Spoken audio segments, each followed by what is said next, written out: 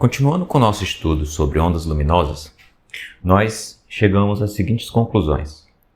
Nós partimos do princípio de que a gente precisava incluir nas equações de Maxwell as fontes que são geradas devido à presença de átomos, que compõem a matéria. Então, se eu quiser estudar campos elétricos e magnéticos na presença da matéria, eu tenho que levar em consideração as fontes devido tanto à densidade de polarização quanto à densidade de magnetização dos átomos. Nós fizemos isso nas partes passadas e nós fizemos a seguinte simplificação para poder estudar ondas eletromagnéticas no formato de ótica geométrica. Nós consideramos que a nossa polarização era uma polarização linear com o campo elétrico. Isso significa que a gente está em meios de elétrons lineares e os materiais de escolha para a gente tratar em ótica tem magnetização praticamente nula. Então a gente não precisa levar em consideração a magnetização. Quando a gente faz essas duas simplificações, polarização linear e magnetização nula, a gente chegou à conclusão que as nossas equações vão produzir no espaço livre, ou seja, sem cargas livres e sem densidade de corrente livre, vão produzir ondas eletromagnéticas com velocidade v, que ela pode ser encontrada, basta você analisar as equações, igual a c sobre n, onde, devido ao fato de n ser sempre maior do que 1, a nossa velocidade vai ser sempre menor do que c. Isso é extremamente importante. Isso é uma conclusão direta do fato de você incluir átomos e os seus elétrons no lugar onde a onda eletromagnética vai viajar. N foi definido a partir dessas equações como a raiz da constante dielétrica do meio. E essa constante dielétrica vai ser sempre maior do que 1. Aqui, como eu falei anteriormente, nós vamos estar interessados numa simplificação dessa notação aqui, que significa que eu estou sempre usando a parte real do índice de refração, certo? Por que eu estou fazendo isso?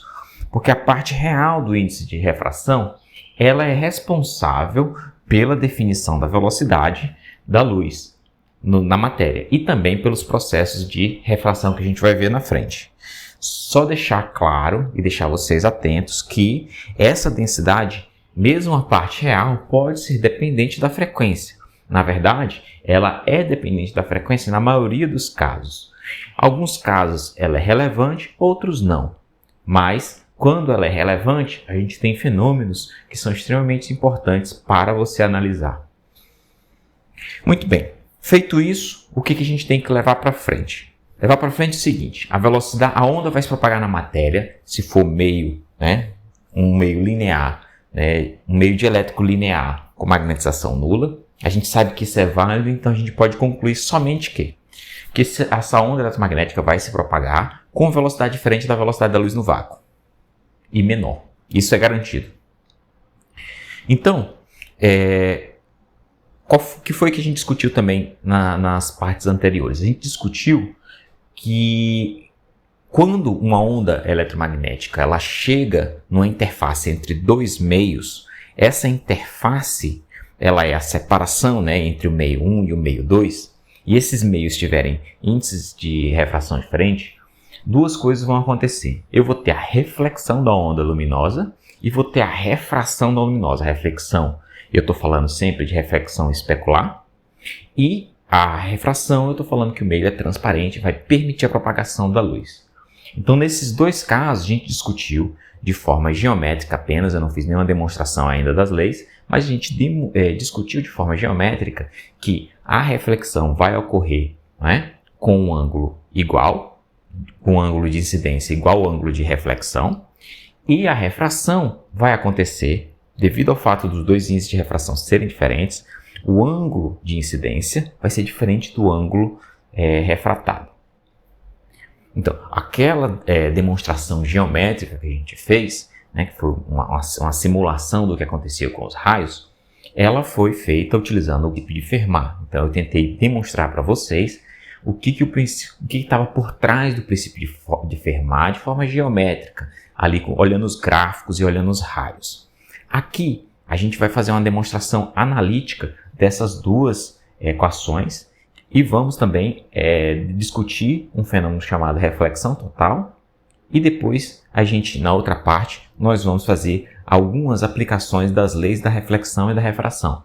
Né? Isso vai acontecer quando a gente tiver, por exemplo, a luz branca chegando num prisma. O que é um prisma? No nosso caso, nós discutimos um prisma triangular. Basicamente um triângulo equilátero, composto de um material com índice de refração diferente do exterior. Por exemplo, se no exterior tiver ar, o meu prisma pode ser composto, por exemplo, de vidro, acrílico ou qualquer outro material com índice de refração diferente do ar. Nós vamos discutir também a formação de um arco-íris, né, como se dá, como o processo de reflexão e refração influencia na formação, né, de um arco-íris. E também vamos discutir a formação de miragens, que são aquelas imagens em que a gente acha que tem água no horizonte, quando a gente está num lugar onde a gente consegue ver o horizonte longe, e está num dia quente, então a gente vê como se tivesse água no horizonte. Né? Então a gente vai discutir esses três na próxima parte. Aqui nós vamos discutir essas leis do ponto de vista analítico. Então vamos lá. Primeiro vamos para a lei da reflexão. Então, para discutir essa lei da reflexão, a gente vai fazer o seguinte. Vamos definir aqui a separação entre dois meios. Então, aqui em cima eu vou ter o meio 1 e embaixo eu vou ter o meio 2. Esses dois meios têm índices de refração diferentes, né? Aqui eu vou ter N1 e aqui eu vou ter N2. Vamos considerar, né, que nesse caso aqui a gente tem a condição de que N1 é menor do que N2, ok? E aí nós vamos definir dois pontos aqui.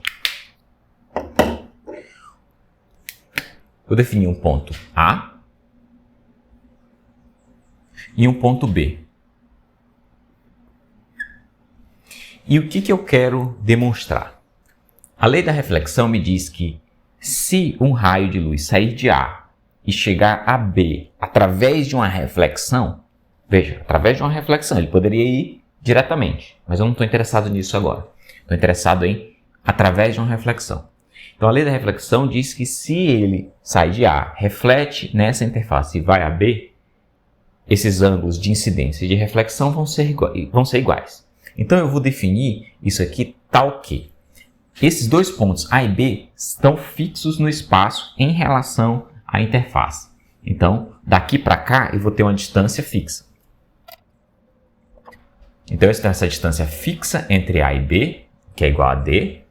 E aí esse raio ele vai sair daqui, refletir nessa interface e voltar.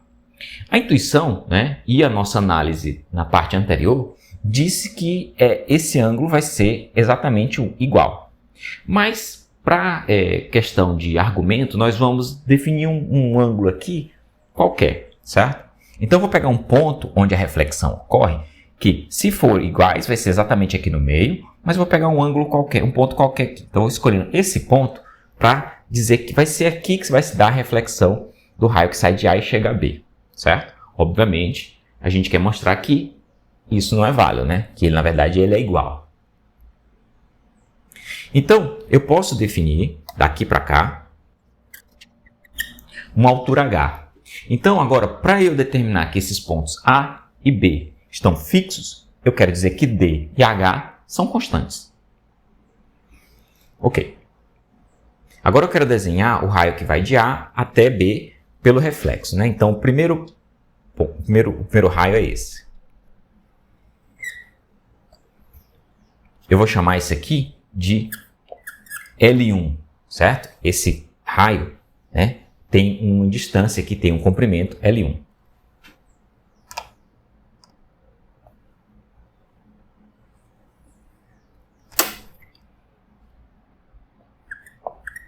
Então, esse raio vem nessa direção, reflete e vai naquela direção, que é o L2. Definido isso, eu posso definir dois outros comprimentos de interesse. Daqui para cá, eu posso chamar isso de A minúsculo, e daqui para cá, eu posso chamar isso de B minúsculo. E como a gente fez, e como a gente definiu os ângulos de incidência e de reflexão, esse aqui vai ser meu ângulo θ1, que é o ângulo de incidência, e esse aqui vai ser meu ângulo θ1', que é meu ângulo de reflexão. Ok? Então, essa é a geometria que a gente está interessado em analisar.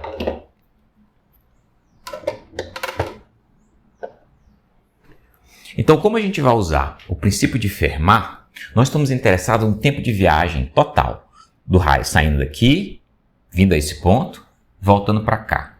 Então, o tempo total de viagem vai ser igual à soma do tempo 1 mais o tempo 2.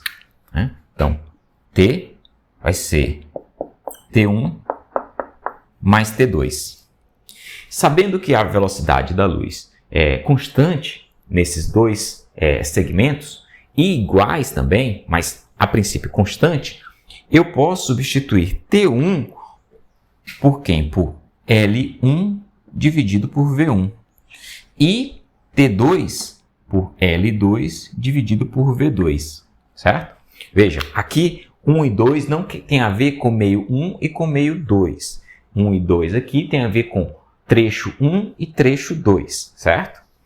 Então, se isso é verdade, se aqui a velocidade, V1 é a velocidade aqui e V2 é a velocidade aqui, o que vai acontecer? Elas duas são iguais, porque estou no mesmo meio, certo? E elas vão ser iguais a um V, que eu não preciso nem dizer quem é por enquanto, mas eu sei que V1 vai ser igual a V2, que vai ser igual a um V. Se você quiser ser específico, basta você escrever que isso aqui é igual a C, né, que é a velocidade da luz, dividido pelo índice de refração no meio que eu estou analisando, que é N1. Então, só que como eu não quero que vocês confundam esse 1 com esse 1, eu não vou escrever isso aqui, certo? Basta dizer que ele é igual a V, a velocidade é constante. Isso porque o meio 2 não entra nesse problema aqui por enquanto. Então eu posso simplificar essa equação aí e dizer que T vai ser igual a quem? A 1 sobre V, L1 mais L2. O que faz sentido, né? Meu tempo de viagem total vai ser inversamente proporcional à velocidade e diretamente proporcional à soma dos dois comprimentos. Né? Isso porque a velocidade é igual nos dois trechos. Agora percebam, eu quero relacionar essa equação aqui com os ângulos. Por quê? Porque a minha proposta é dizer que, segundo o princípio de Fermat, se eu fizer uma variação em um dos ângulos, que obviamente altera o outro ângulo também, eu vou mudar o tempo total. E eu quero saber qual é o ângulo que minimiza o tempo total. Vocês viram na parte passada que eu fiz um gráfico do tempo total em função dos ângulos. E a gente percebeu que era uma curva que tinha um mínimo. Então, estou interessado no local onde aquele mínimo acontece. Então, para isso, eu preciso determinar quem é L1 e L2 em termos de θ1 e θ2. É fácil ver que eu posso relacionar L1 com θ1 através do cosseno, usando esse H aqui. Então, o cosseno de θ1 é H sobre L1. E o cosseno de θ2 é H sobre L2. Portanto, eu posso escrever L1 e L2 em função desses ângulos da seguinte forma. L1 vai ser H sobre cosseno de θ1 e L2 vai ser H sobre cosseno de θ1'. Agora que eu sei que o meu tempo total depende dos ângulos, eu posso tentar aplicar o princípio de Fermat. Né? Então, eu vou escolher, por exemplo, θ1 para identificar a variação. Né? Porque se eu mudar essa posição desse ponto aqui para um lado ou para o outro, o que vai acontecer? θ1 e θ2 vão mudar ao mesmo tempo. Mas eu posso referenciar tudo em termos de θ1. Né? Quando eu mudo, θ1 muda. E θ1' também muda. Eu posso até dizer que θ1' é função de θ1. Né? Dessa forma, eu posso escrever o princípio de Fermat da seguinte forma. Dizer que dt de θ1, certo? Vai ser igual a zero na condição onde acontece a reflexão. Quem que é dt de θ1? Eu aplico aqui. Né? Então, 1 sobre V, que é constante, daí eu vou ter dL1 d θ1 mais dl2 d θ1. Veja que eu estou variando θ1 e implicitamente eu estou variando θ1'. Veja que L1 depende diretamente de θ1. Mas L2 não depende diretamente de θ1, depende implicitamente. Então eu preciso fazer duas coisas. Ou eu transformo, né, L2 e deixo ele em função de θ1, já que eu sei que um depende do outro, eu encontro as equações que relacionam θ1' com θ1 e substituo aqui e faço aquele cálculo do jeito que ele está lá. A outra maneira é descobrir quem que é dθ1 em termos de dθ1', não é? Porque se eu fizer um diferencial de θ1, eu faço um diferencial de θ1'. Qualquer uma das duas maneiras é válida. Mas nós vamos escolher a segunda, que é encontrar quem que é a relação entre dθ1 e dθ', que aí eu posso resolver aquelas duas derivadas. Essa aqui é simples, eu posso simplesmente usar essa equação aqui e encontrar aquele primeiro termo. Agora o segundo termo é um pouco mais complicado, então vamos dar atenção a ele. Eu estou interessado agora, nos próximos cálculos que eu vou fazer, qual é a relação entre dθ1 e dθ1', né? Qual que é a relação entre eles dois? Né? Como é que eu faço para substituir um pelo outro? Isso eu ainda não sei fazer. Então, para isso, o que eu posso fazer? Eu posso usar os meus vínculos, saber o que é constante. Então, aqui, ó, o D eu falei que é uma constante, e o H também. Então, a gente pode usar uma equação que envolva θ1 e θ1' em relação a essas constantes, D e H. Se você prestar atenção, né, eu posso fazer o seguinte. Posso dizer o seguinte, D é igual a A mais B. A mais B. Só que A tem a ver com θ1 e H através da tangente. Eu sei que a tangente de θ1 é A sobre H e a tangente de θ1' é B sobre H. Portanto, eu posso escrever que D é igual a quem? A H, e aí eu vou fatorar já o H, né, porque eu sei que ele vai aparecer nos dois termos, vezes a tangente de θ1 mais a tangente de θ1'. Então, o que eu fiz aqui? Eu relacionei θ1 e θ1' com D e H. Tá lá. E aqui eu posso tentar fazer uma coisa, que é o seguinte. Qual é um diferencial em D quando eu mudo θ1 e θ1'? Né? Diferencial, a definição de um diferencial total é o quê? É a derivada parcial de D nas variáveis que eu tenho, né? Vezes o diferencial total daquela variável, mais diferencial em D, θ1', dθ1'. Então, essa é a definição de um diferencial total. Por que eu não fiz em H? Porque H é uma constante e ela vai ser zero. Eu poderia dizer que D, né, que esse diferencial de D é zero também, porque D é uma constante. Então, se eu fizer isso, significa que esse termo aqui é igual a menos esse termo. Né? Então, porque isso tem que ser igual a zero, né? D é uma constante, então quando eu variar quando eu variar θ1 e θ1', né? Porque eles variam ao mesmo tempo, quando eu puxar esse ponto para um lado e para o outro, eu vou ter isso e eu vou ter isso. Mas esse D não vai variar, portanto, DD é zero. Então isso aqui, para ser verdade, significa que esse termo tem que ser igual a menos esse termo. Então quem que é esse termo aqui, ó? É só olhar para cá e fazer a diferencial parcial dessa equação aqui em θ1. E aí a gente sabe que se eu fizer a derivada da tangente de θ1 em θ1, eu vou ter 1 sobre o cosseno ao quadrado de θ1. Então, esse termo aqui, ó, isso vai ser igual a 1 sobre o cosseno ao quadrado de θ1, vezes dθ1. Isso tem que ser igual a menos isso. Então, menos, quem que é dθ1'? Também é a mesma coisa, né? 1 sobre o cosseno ao quadrado de θ1' vezes dθ1', né? dθ1'. E agora eu consigo a relação entre essas duas grandezas, que era o que eu queria. dθ1 e dθ1' vai ser igual a quem? Né? Eu posso já escrever aqui que é onde eu queria chegar, né? Já vou escrever aqui. dθ1 vai ser igual a quem? A menos cosseno ao quadrado de θ1 dividido pelo cosseno ao quadrado de θ1' dθ1'. Pronto? Então, com essa relação aqui, que eu encontrei usando essa análise, eu posso agora substituir aqui e resolver aquele meu princípio de Fermat que está lá. Então, não preciso mais disso, eu vou apagar isso aqui.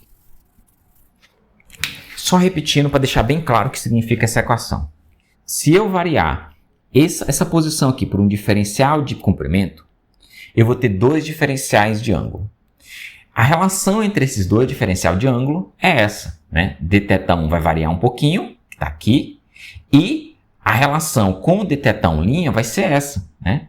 Então, dθ1 em relação a dθ1' vai usar essa equação aqui. Percebam que quando um cresce, o outro diminui, por isso que eu tenho um sinal de menos aqui, né? E eles não são iguais em módulo, porque eu tenho essa relação aqui, né? Isso aqui é diferente de 1. Então, o que eu preciso fazer agora é substituir dθ1 lá.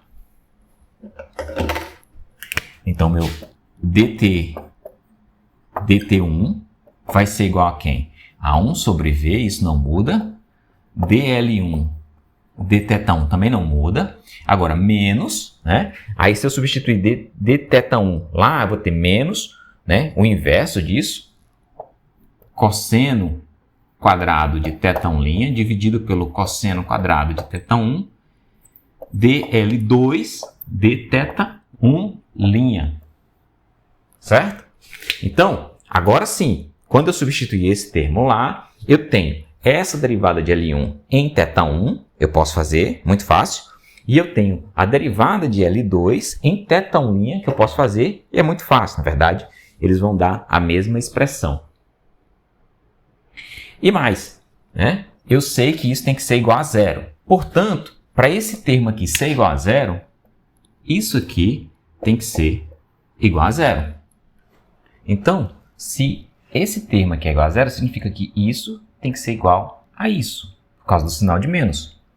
Então, se a gente resolver essas duas derivadas, né, usando isso aqui, o que a gente vai concluir, né? O primeiro termo vai ser igual a quem? Vai ser seno de θ1 dividido por cosseno ao quadrado de θ1. Isso vai ter que ser igual a quem? Do outro lado, se eu resolver, né, essa derivada e multiplicar por isso, eu vou chegar ao quê? A conclusão que vai ser cosseno quadrado de θ1' sobre cosseno ao quadrado de θ1 vezes seno de θ1' dividido pelo cosseno ao quadrado de θ1'. Então, daqui eu posso concluir que eu posso fazer algumas simplificações. Eu posso dizer que cosseno de θ1 ao quadrado vai cancelar com cosseno de θ1 ao quadrado e cosseno ao quadrado de θ1' vai cancelar com cosseno ao quadrado de θ1'. Portanto, né, a minha conclusão é que o meu seno de θ1 vai ser igual ao seno de θ1'. Mas percebam, a princípio existe uma ambiguidade aqui, porque não existe só um θ que dá dois senos iguais, certo? Eu poderia ter, né, se eu desenhar aqui um círculo unitário e eu, né, definir que o meu seno é a projeção, certo? Se eu tiver um círculo unitário aqui e eu tiver um ângulo θ, seno é a projeção aqui. Mas eu posso ter tanto esse ângulo quanto esse, dando o mesmo valor de seno, certo? Então, teria esse ângulo e teria esse ângulo dando o mesmo valor de seno. Mas os limites geométricos me impedem de ter um ângulo θ1 ou θ1' maior do que 90, né? Não importa onde eu coloco, eu posso colocar isso lá no infinito, o meu θ1 vai ser no máximo 90 graus.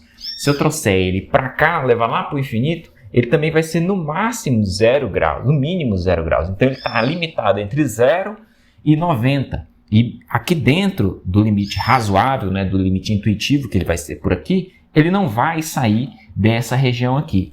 Então, eu não tenho ambiguidade. Eu sei que meu θ1 e o meu θ2 vão estar dentro desse intervalo. Portanto, isso aqui garante para mim que θ1 tem que ser igual a θ1'.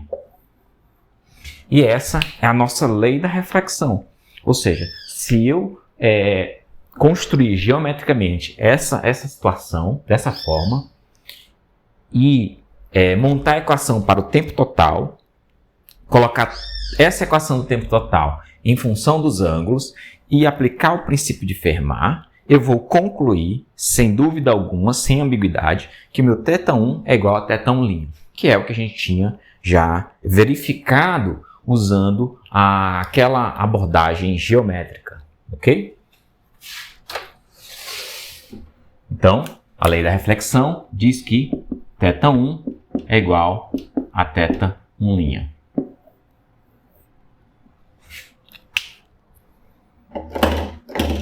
Muito bem. Agora, a gente vai usar o mesmo raciocínio para determinar o que acontece quando eu analiso os ângulos, ângulo de incidência e o ângulo refratado, o ângulo de refração, para a gente chegar na lei da refração. Então, vamos lá.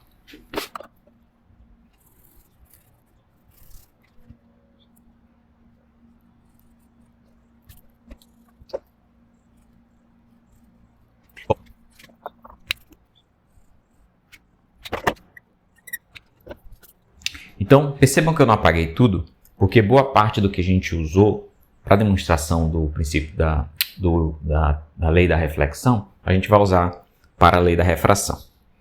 Então, novamente, nós temos dois meios separados por uma interface, meio 1 e meio 2 com índice de refração N1 e N2. E aqui, mais importante do que no caso anterior, a gente vai definir que N1 é menor do que N2, certo? E aí, o que eu vou fazer? De novo, eu tenho um ponto A e um ponto B, eu quero o raio saindo de A a B, e eu quero que ele vá atravessando essa interface.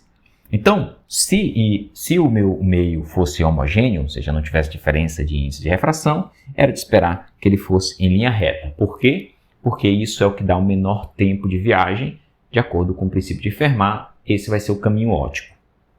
Agora, nesse caso, isso não é verdade. Por quê? Porque se N1 é diferente de N2, as velocidades V1 e V2 vão ser diferentes. Então, eu tenho de novo que definir um tempo no trecho 1, um tempo no trecho 2, que tem a ver com o comprimento desses trechos e a velocidade de cada um deles. Aqui, a gente pode concluir que se eu sei, daqui de cima, que a minha velocidade depende do índice de refração, e é inversamente proporcional. Então, se N1 é menor do que N2, eu sei que V1 vai ser maior do que V2, ok? Então, do ponto de vista intuitivo, o que a gente pode pensar? Se a velocidade nesse meio é maior do que a velocidade nesse meio, e eu quero minimizar o tempo de viagem daqui para cá, é de se imaginar que o caminho óptico, que é aquele diminui o tempo, vai ser um que percorre mais no meio 1 do que no meio 2, para economizar tempo.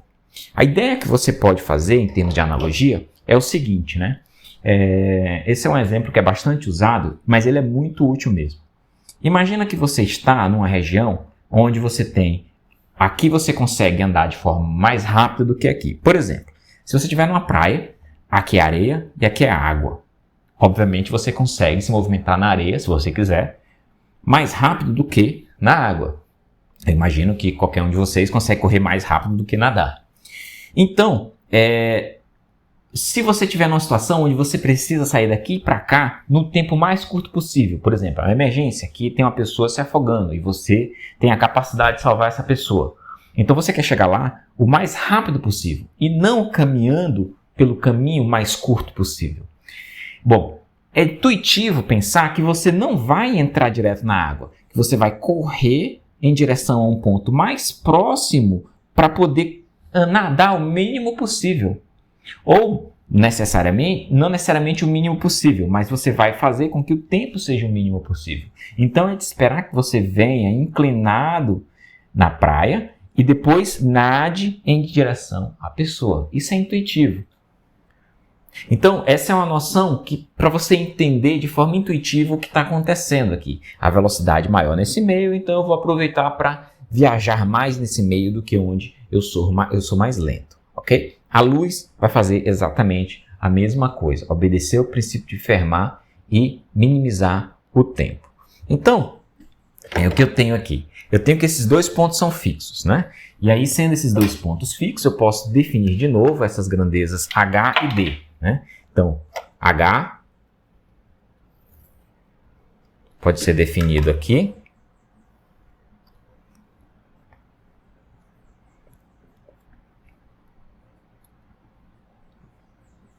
Então, essas duas distâncias entre o ponto e a interface são iguais a H. A outra coisa que eu posso definir como igual é a projeção, né, de distância horizontal entre esses dois aqui, né? Posso definir isso como sendo D, como eu tinha anteriormente. E aí, eu vou escolher um ponto onde eu vou encontrar com a interface, por exemplo, aqui. E aí o que vai acontecer? Eu vou ter esse caminho percorrido aqui como L1 e esse aqui como L2. E aí eu posso definir os meus ângulos, né, de incidência de refração em relação à normal.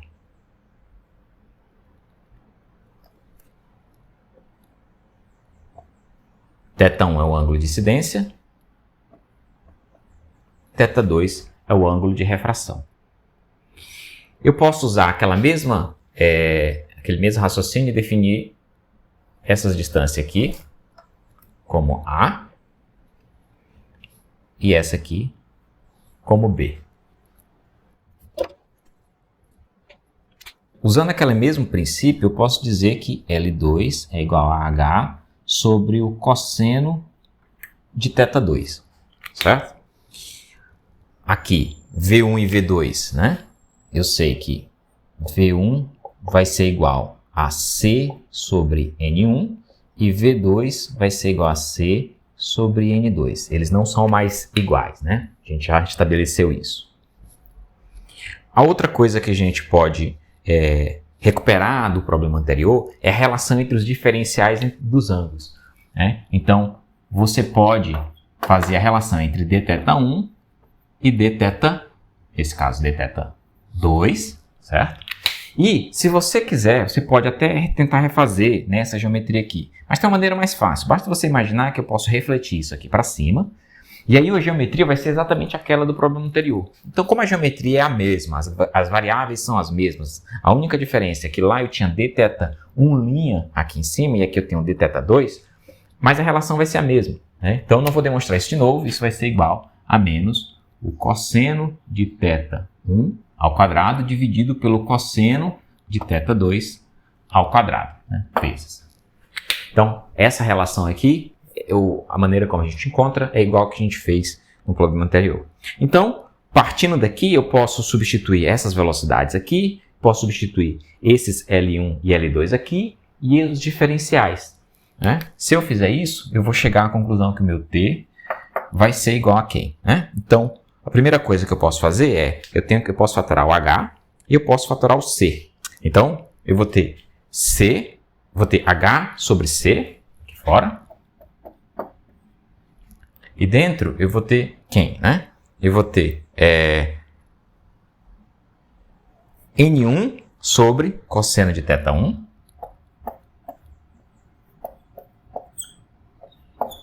mais N2 sobre o cosseno de θ2, certo? Então, o que eu fiz foi substituir L1 e L2, V1 e V2 naquela equação. E aí, eu posso fazer o quê? dt de θ1. Escolhi o 1 para ser o meu ângulo de referência, que eu vou variar. E isso vai ser igual a quem? H sobre C. N1 é constante, então vai ser N1 de θ1 de quem? De 1 sobre cosseno de θ1 mais N2 de θ1, 1 sobre o cosseno de θ2. Então, percebam que a gente chegou naquele mesmo problema, naquela mesma dificuldade do problema anterior. Esse aqui é fácil, eu consigo resolver essa diferencial de forma direta. Aqui eu tenho dθ1 e eu tenho cosseno de θ2. Mas eu já tenho a relação que me permite fazer esse cálculo. E aí a gente tem exatamente o mesmo tipo de raciocínio que a gente tem que fazer que a gente usou no problema passado, né? Eu sei que isso tem que ser igual a zero. Portanto, esse termo entre colchetes tem que ser igual a zero. Se eu fizer isso, vai ser igual a N1, vai ser igual a fazer esse termo igual a esse termo. E aí eu teria que substituir dθ1 por isso aqui, né? Quando eu fizer isso, o que eu vou conseguir, né? Então, o primeiro termo vai ser N1, né, vezes seno de θ1 sobre o cosseno ao quadrado de θ1 igual a quem? A N2. Aí eu vou ter cosseno ao quadrado de θ1, desculpa, como é invertido, é cosseno ao quadrado de θ2 dividido por cosseno ao quadrado de θ1 vezes, né, seno de θ2 dividido por cosseno ao quadrado de θ2. E aí, novamente, nós podemos fazer alguns cancelamentos aqui, né? Nós podemos cancelar esse cosseno ao quadrado de θ1 com esse, e podemos cancelar esse com esse. E aí, o que nos resta? Nos resta N1 seno de θ1 igual a N2 seno de θ2. E, de novo, a gente chega à conclusão que nos relaciona os ângulos θ1 e θ2. Mas agora, mais importante, relaciona os índices de refração também. N1 e N2 estão presentes nas equações. Você pode fazer aquela mesma análise para tirar a ambiguidade, assumindo que os ângulos θ1 e θ2 só podem ser entre 0 e 90 graus. Eu não vou fazer isso porque é a mesma coisa que a gente fez no problema passado. E isso aqui é exatamente a lei de Snell, que relaciona, né, os índices de refração dos dois meios e os ângulos de incidência e de refração. Então, podemos escrever a nossa lei da refração como N1 seno de θ1 igual a N2 seno de θ2.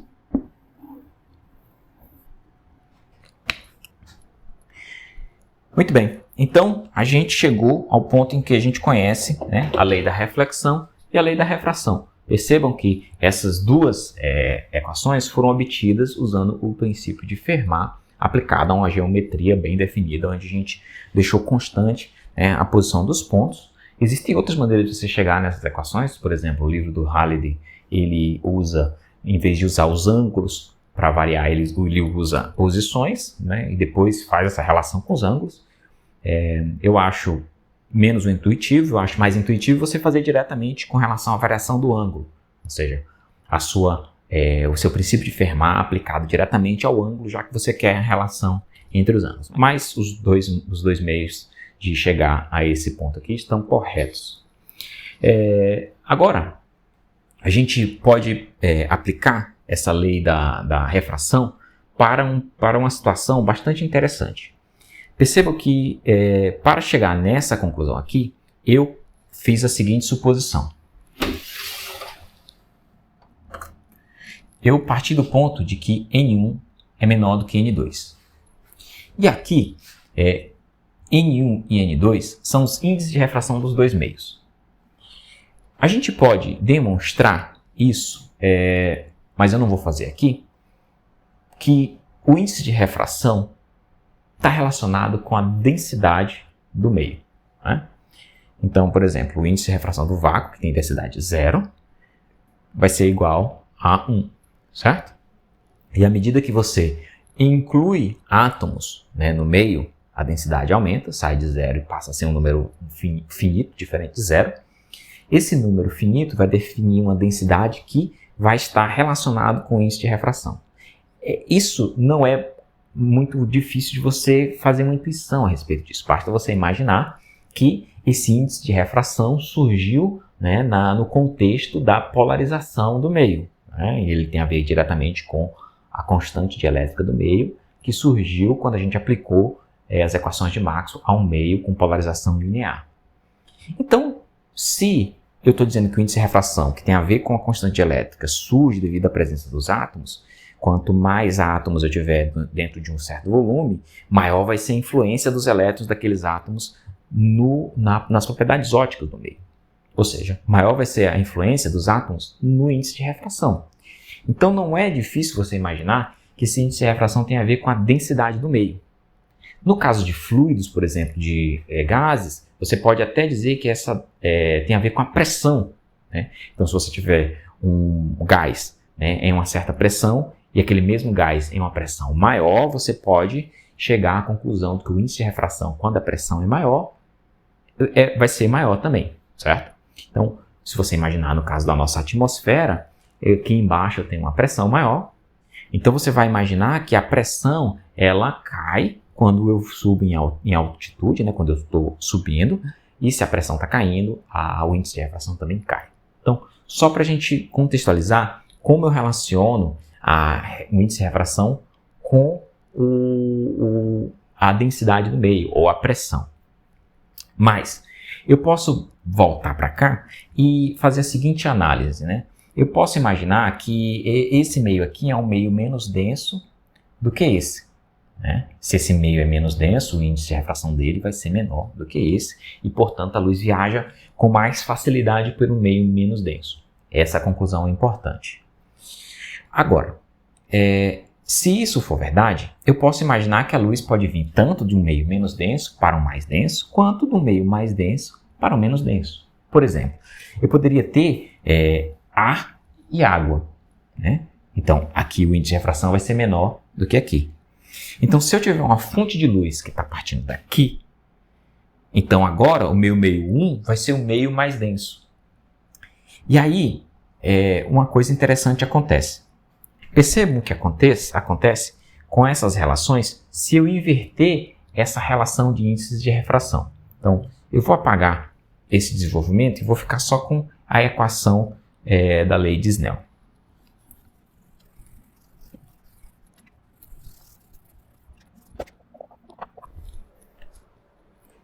Então, vamos novamente contextualizar isso.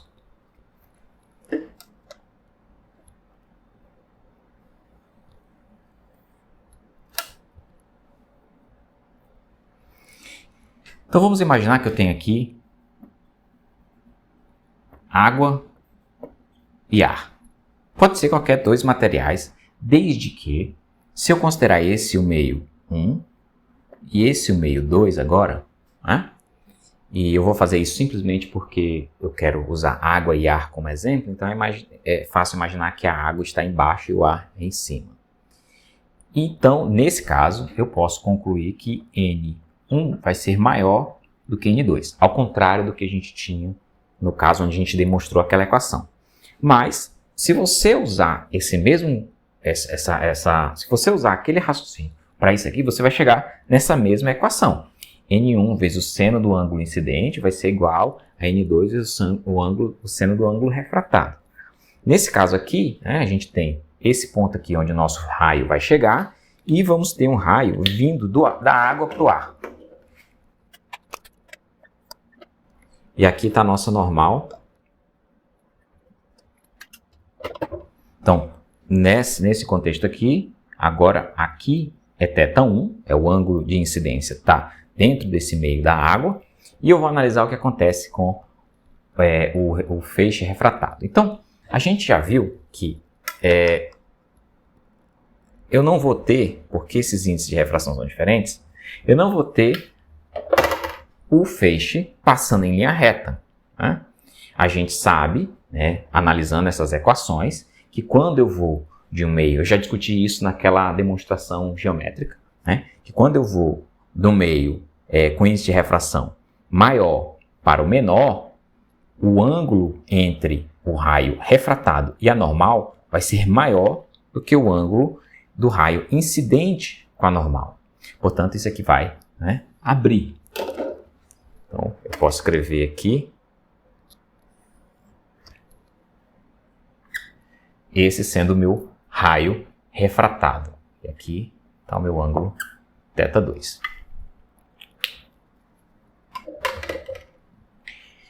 Agora, percebam o que vai acontecer, né? De forma intuitiva, eu posso ir aumentando, ou seja, inclinando esse raio, aumentando o ângulo de incidência, né? E o que vai acontecer com o ângulo de refração? Ele vai aumentar também. Mas, percebam que quando eu aumentar demais esse ângulo de incidência, esse aqui sempre vai estar à frente em termos de valor de ângulo.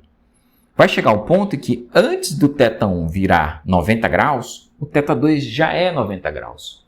Né? Como a gente pode ver isso de outra forma? Né? Essa é uma maneira, a tentativa intuitiva, geométrica, de você enxergar o que eu quero dizer. A outra maneira é você fazer um gráfico. Que gráfico vai ser esse? Vamos pegar essa equação aqui e tentar isolar o ângulo θ2. Né? Então, como seria a equação para θ2? Eu teria aqui θ2 vai ser igual a quem? Ao arcosseno de quem?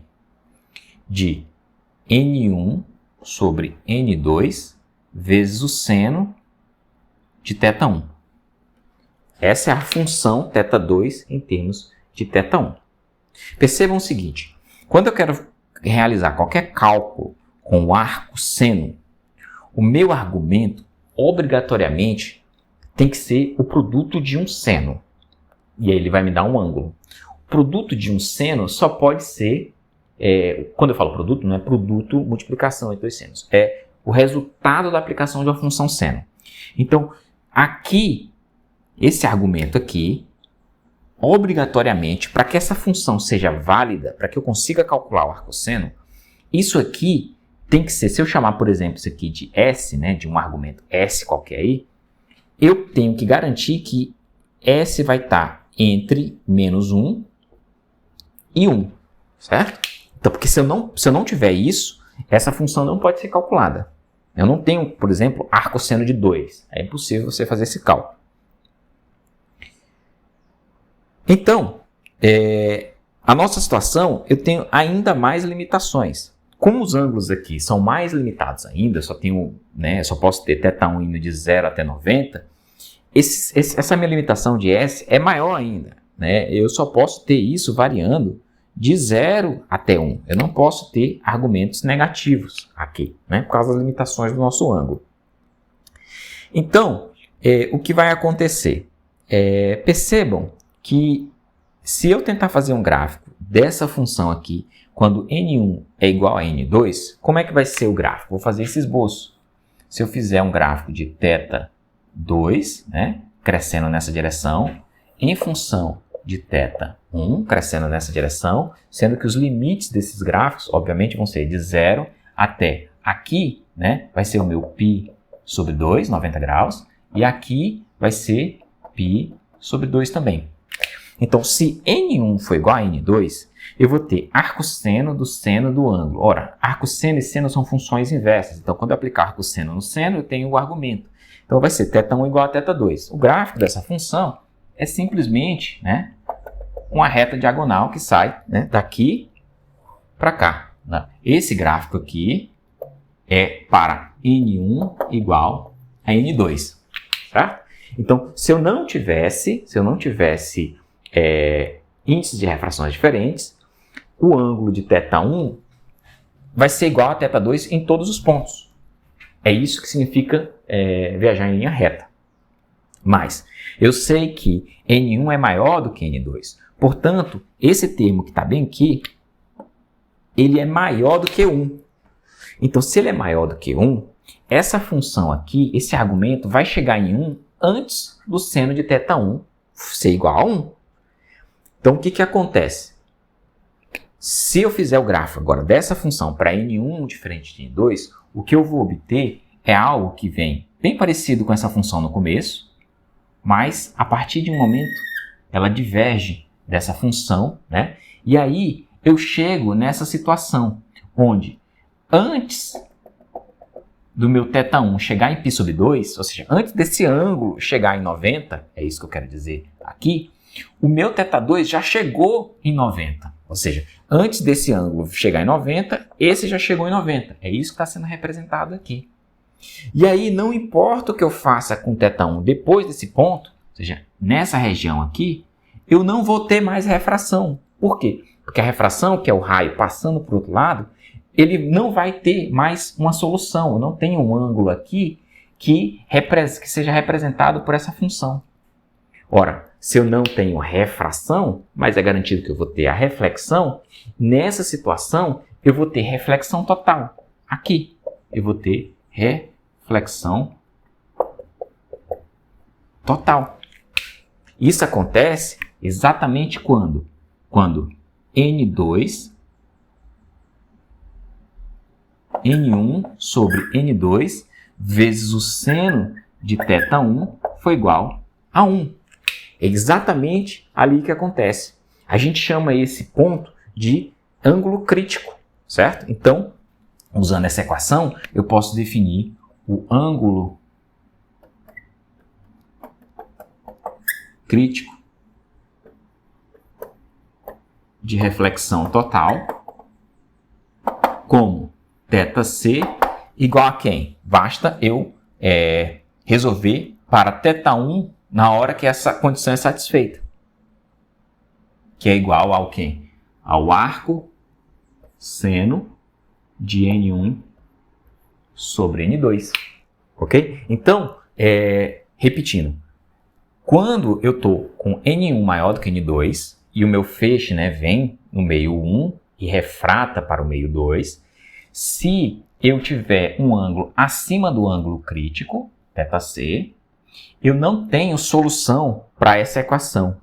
E dessa forma eu não tenho refração. Eu tenho reflexão total, ou seja, todo o feixe é refletido. Isso é importante. Por quê? Porque enquanto eu estiver desse lado aqui, eu tenho os dois fenômenos acontecendo. Eu tenho reflexão, que sempre acontece, mais refração. Certo? Aqui eu tenho os dois, reflexão e refração acontecendo ao mesmo tempo. Depois que eu passar desse ponto aqui, ou seja, depois que eu subir meu ângulo θ1 mais do que o ângulo crítico θc, eu não tenho mais refração, só tenho reflexão. Percebam que, do ponto de vista de conservação de energia, se eu desconsiderar a absorção da luz pelo material, que é o que eu venho fazendo desde o início, eu falei que o material é completamente transparente, a energia associada ao raio incidente, ela sempre é dividida entre o raio refletido e o raio refratado, certo? Então, porque eu tenho essa separação desse raio incidente em dois, a energia é dividida pelos dois. Não igualmente, isso depende das propriedades do material. Mas uma coisa é garantida, se a minha reflexão total acontece, significa que o raio refletido contém toda a energia do raio incidente. Nada foi perdido para a refração. E isso é extremamente importante. Por quê?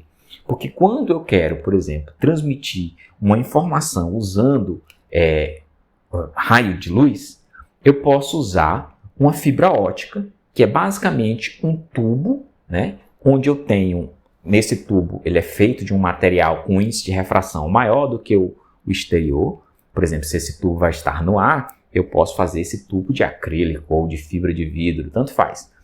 Eu posso fazer, inclusive, ele de água.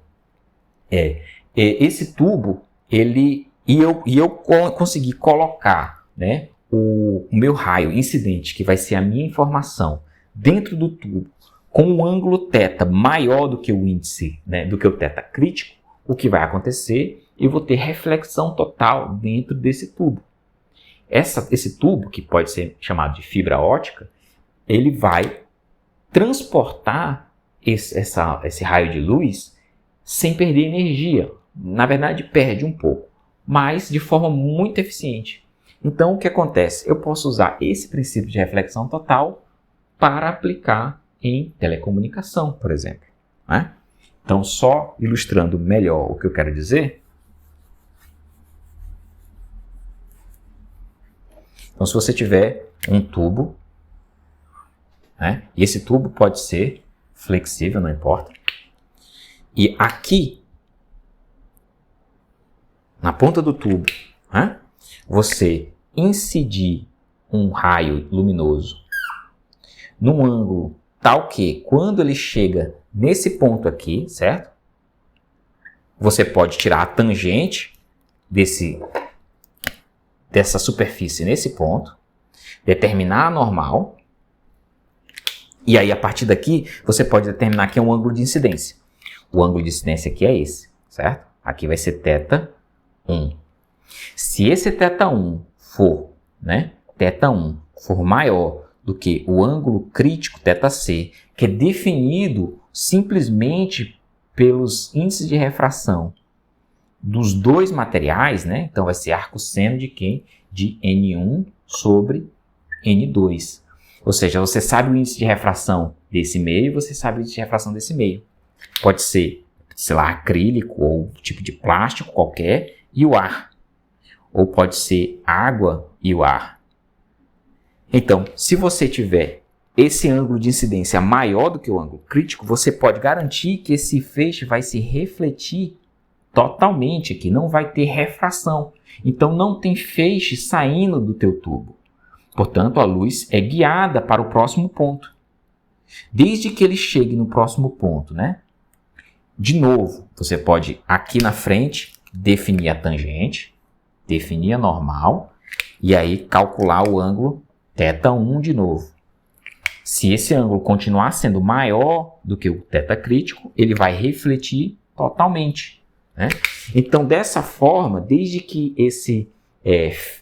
essa fibra ótica, esse tubo, não faça uma curva muito fechada, você vai garantir que esse ângulo vai ser sempre maior do que o ângulo crítico. E, portanto, o teu feixe nunca vai sair, nunca vai refratar. E aí ele vai ser transportado. É isso que permite você colocar um cabo de fibra ótica de um lado do oceano e transportar sinais óticos para comunicação, por exemplo, de internet, por baixo do Atlântico. Isso só é possível porque esse fenômeno de reflexão total acontece. Você pode fazer esse experimento, é um experimento extremamente simples, tem vários exemplos dele na internet, que é você fazer isso com um tubo de água. Como é que você produz um tubo de água? Você pode, por exemplo, pegar aqui um recipiente. E aí, nesse recipiente, tem que ser um recipiente transparente. E aí você faz um furo nesse recipiente, Vamos fazer o furo aqui embaixo. Você faz um furo aqui nesse recipiente. E aí você tem água aqui. Quando você fizer isso, o que vai acontecer? Você coloca isso aqui em cima de uma mesa. Você vai ter um jato de água saindo aqui, certo? Esse jato de água, dependendo das condições, ele pode ser até um jato de água bem comportado. Você pode ter a sorte do seu arranjo gerar um fluxo laminar ali e você ter um jato de água bem comportado. E aí você pode, por exemplo, pegar um laser e do lado de fora aqui do laser você pode apontar o seu feixe de laser para atravessar de forma perpendicular aqui e chegar exatamente aqui. Então o que vai acontecer? Quando o teu feixe de laser sair aqui, ele vai encontrar esse ponto. Como o índice de refração da água é maior do que o do ar, ele vai sofrer reflexão total aqui, e aqui, e aqui, e ele vai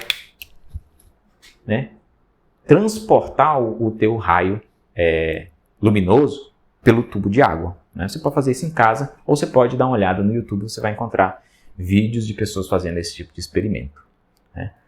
Enquanto o teu raio de laser não encontrar uma curva muito fechada, que talvez essa relação não seja mais válida, aí ele vai, enquanto isso não acontecer, ele vai ser transportado pelo tubo de água.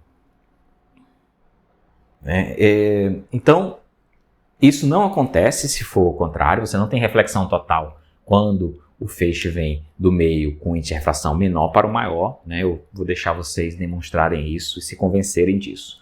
Mas, no mais, é isso. A gente chega à conclusão. Então, a gente chega à conclusão que no caso onde θ1 é maior do que θ2, nessa condição aqui somente acontece isso, o meu θ1 for maior do que o meu θ crítico, que é igual ao arco seno de N2 sobre N1, que eu vou ter acontecendo a reflexão total. Okay? Então, nas próximas partes, nós vamos analisar o que acontece quando eu aplico, né, todas essas leis, tanto a lei da reflexão quanto a refração e a consequência da reflexão total, em 3 casos. Né? Então, na próxima parte, a gente vai fazer essas demonstrações.